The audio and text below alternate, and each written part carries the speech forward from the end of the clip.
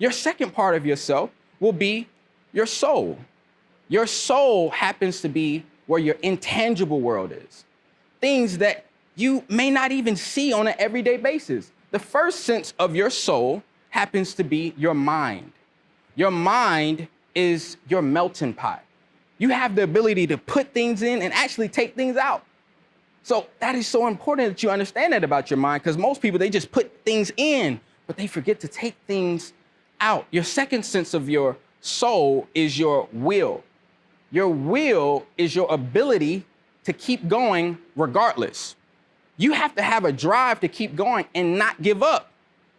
Imagine listening to some of the stories that came before me, and those people are telling you everything that they had to go through to be the person that they are today. You're probably like, oh my goodness, you had to go through all of that? You would be so amazed at what a person is going through, and you're like, how do they do it? It's because they worked on their willpower. One of the presidents, when they were trying to go to the moon, they would ask him, they would say, what does it take to get to the moon? And his response would be, it's the will to do it. Well, I'm here today to tell you that I'm pretty sure it's a lot harder getting to the moon than becoming the person that you inspire to be. Your next sense will be your emotions.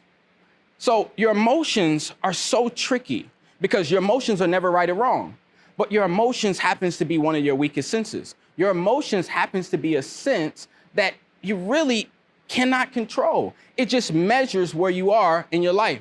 See, most people who are really, really miserable, they only make all of their decisions based on their emotions. You can't do that. You just gotta have your emotions, and you gotta utilize your next sense, which is your intellect. Your intellect is your ability to infer.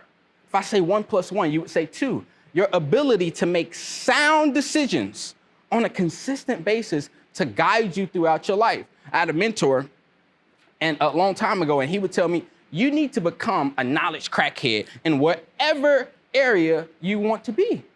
You want to focus in on learning as much as you can about that industry, about that person, about that place.